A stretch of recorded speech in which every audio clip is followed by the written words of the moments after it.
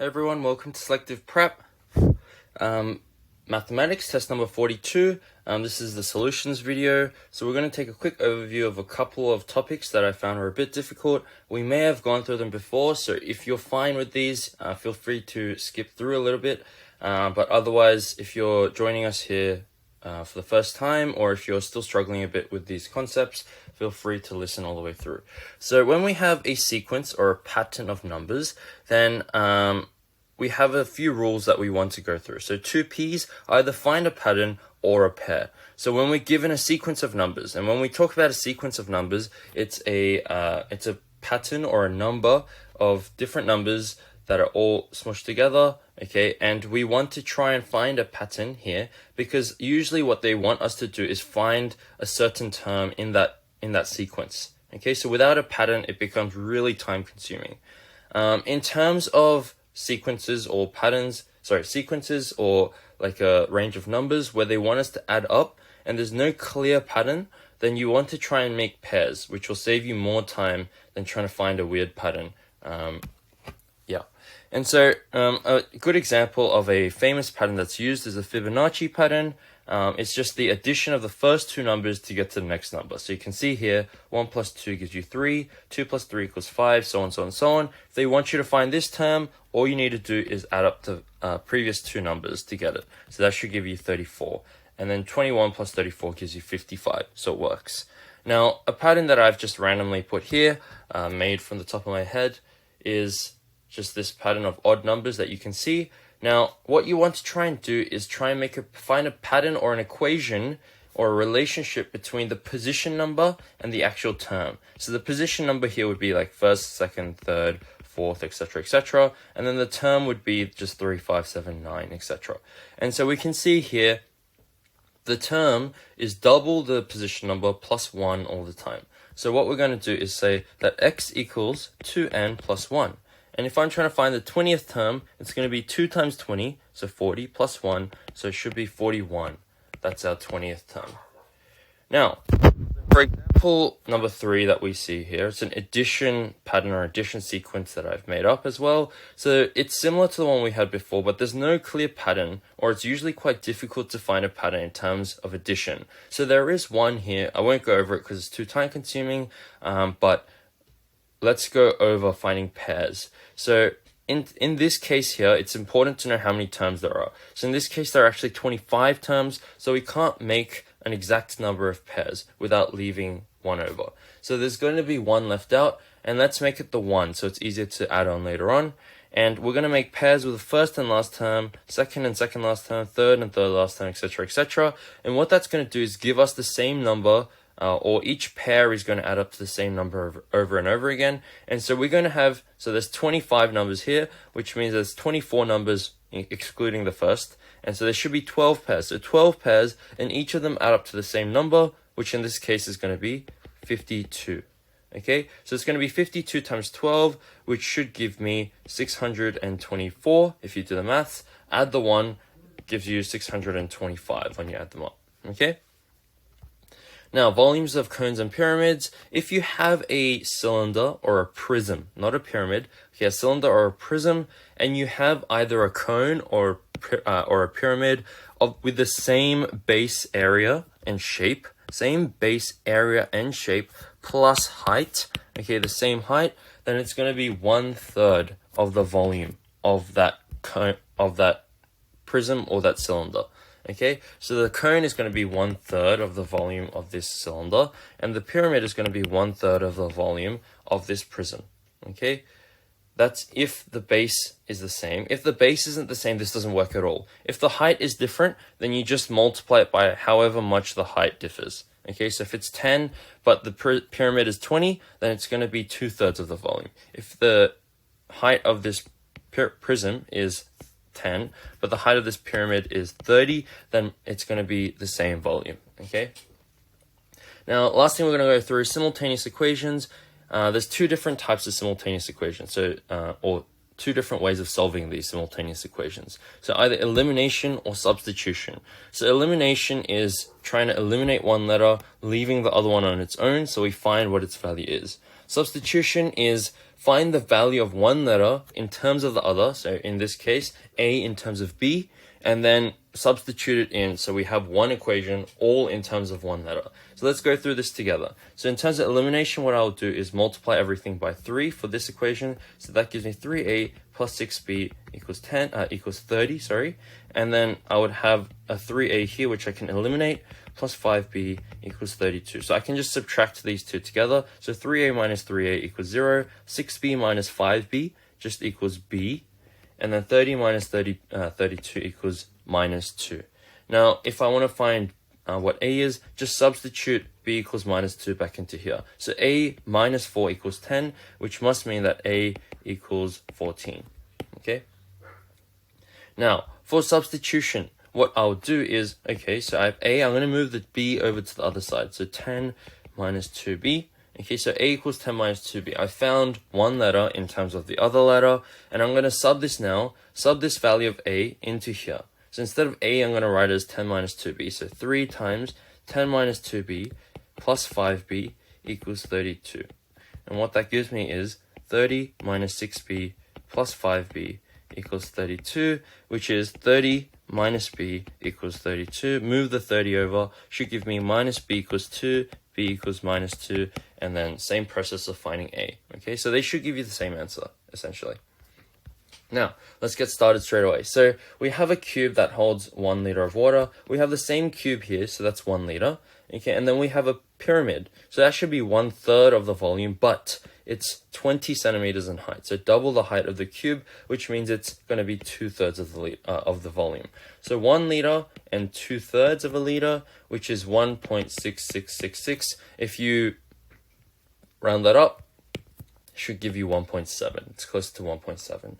Now, we have a question where there's a person, Angela, who has a discount voucher for fuel. First 50 liters is going to be 125.5 because it's 20 cents off. Second, the last 10 liters is going to be the regular 145.5. Okay, and so if we try and find how much the 10 liters was, it's going to be 14.55, and for the 50 liters, it's going to be, let's do times 100 divided by 2. Because we want to really use these mental tricks to be able to solve things faster. So 125.5 times 100 is going to be $125.50, and then divided by 2 is going to give you $62.75. Add these two together, you should get something really close to 77, just over 77. Okay, question 3. Let's take this step by step because this problem solving question is a bit difficult, and I'll explain to you how we should be approaching this question. So PP and then QQ and RR adds up to QPR. So before we take a look at anything, let's find what this Q can be. So if we have three 2-digit numbers, okay, and we add them all up, and even if they were all 99, 99, 99, which they can't be, so it has to be 99, 88, 77, okay, the largest number that Q could be is 2, because it would add up to 290 something, okay, it would add up to 297, so even if they were all 99, Q could only be 2, so Q either has to be 1 or 2, right, so PP, QQ, so QQ either has to be 11 or 22. In the case that QQ is 22, so P and then 22 and RR, okay, if PP was 99 and RR was 88, this would still only add up to 100 and something, okay? It would be 190 something, like 198 or something along those lines, but it would still be, or it might be 199, but it would still be in the 100s. So Q, even if Q was 2 here, Q would only be 1 here. Okay, which must mean that Q cannot be 2. Because if Q is 2 here, it'll still add up to 1 here. It doesn't work. So Q has to be 1. So in this case, so P and then Q, Q is 1, 1, and then RR. In the case where we have QPR, P plus 1 plus R equals R, which must mean that P plus 1 has to equal 10. So P equals 9 in this case. Okay, so P equals 9, Q equals 1, so P plus Q, which is what the question is asking, equals 10. So if you went too far ahead and then read the question a bit later and you're like, oh, what's going on? Okay, this is important because it shows you that reading the question is really important. Now, question 4. So Jonathan's making patterns using matchsticks. So we have a pattern here where we have the first pattern, which is a triangle, so 3, and then every time we move on to the next position, we just add on 2 matchsticks. So 2 and then n minus 1, right? So on the second position, we're not adding 2 lots of 2. Okay, so we need to account for that. So the matchstick, what would the matchstick be in the 30th? Oh, how many matchsticks would there be in the 30th shape? So we'd have 3 plus 2 lots of 29, not 30. Okay, because this first position, we're not adding 2 matchsticks onto this. So it'll be 3 plus 58, which should give me 61. Okay, so this is 58. Now, a center month is, let's say a month is around 30 days. It could be 31. It's going to give you roughly the same answer in this case. So 30 divided by 100, okay, in terms of days, is going to be 0.3 days. Now, in a day, there is 24 hours. So let's find out how many hours there are. Now, quick maths again. I'm going to multiply by 3 and divide by 10, because that's the same as 0.3, but it's easier to do in my head that way. So 24 times 3 is 72 divided by 10 should give you 7.2 hours, which is closest to B. Question 6, so we have patterns and sequences with blocks here. Each block is equal to or has a side of 7 centimeters, which is important to read, otherwise it would have been confusing. Now, the pattern is go down to move 1 to the right. So it's called 2-1 stairs. Now, if we wanted to make the stairs 42 centimeters long, so length is across this way and then height is this way, it's already 21 centimeters long. So we need to add 3 blocks more. Okay, now on this row we would have a 5-block row or a 5-block high, and then here we would have a 3-block high, here we would have a 1-block high. So we would have 5 blocks plus 3 blocks plus 1 block, which is going to be 9 extra blocks to be able to make this 42 centimeters long. Question 7 is volume. So if the volume of a cubic block is equal to 343 centimeters, what is the total volume of the 2-1 stairs? So far we have 11 blocks here, 9 blocks here, and then 7 blocks, which is 27 blocks altogether. Okay, if we do 343 times 27, you should get E, 9,261. Okay, I'm not going to do the long multiplication for you because you guys already know how to do that. Question 8, area. How many faces could you see on the 2-1 stairs? So if we look back, okay, we have 11, 9, 7, so 27 blocks. So at the front, okay, if we look at it from the front, that's 27. If we look at it from the back, that's another 27. If we look at it from the side, that's 11. If we look at it from the other side, it's 11. If we look at it from top down, it will be 3. Okay, so remember, we can't look at it from bottom up because it's on the floor. And the opposite sides of these 3D shapes are always going to have the same area exposed. Okay, so we're going to see the same. If we look at it from any side, it's going to be the same as looking at it from the other side. Okay, so it's going to be 54 plus 22 plus 3, which is 76, plus 3, which is 79. Is that one of the answers? Yes, 79 faces.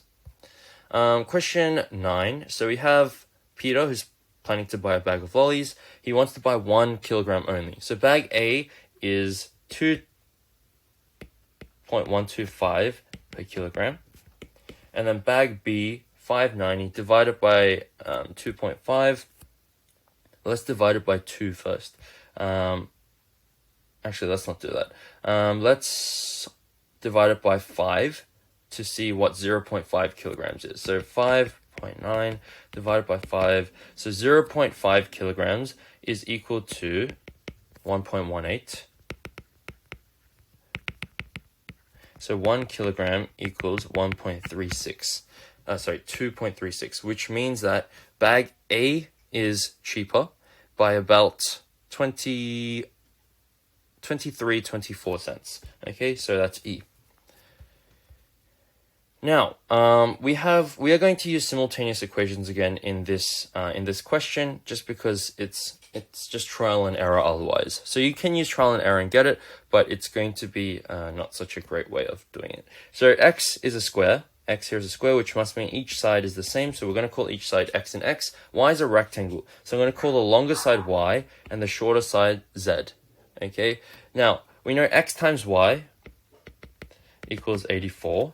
We know that x times z is equal to 28, and we know the perimeter of rectangle y is 32. So y is 2y plus 2z equals 32, which must mean that y plus z equals 16.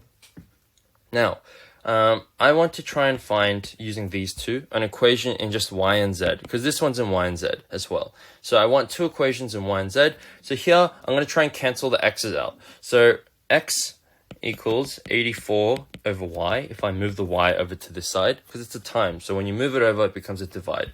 And in this equation, x equals 28 over z. So 84 over y equals 28 over z.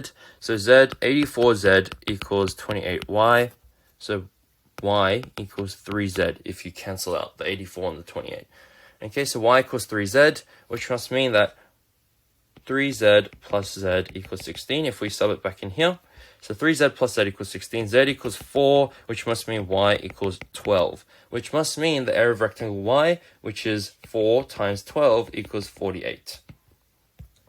Last question. So in these blocks, we have the same number of blocks and they're all the same size. So it says equal number of identical triangles, which must mean the area is the same. But if you look at the perimeters, it's 4, 4, 4, 4, which is 16. Here it's 1, 2, 3, 4, 5, 6. So 6, 6, 4, 4, which is not 16. Okay, it is 20.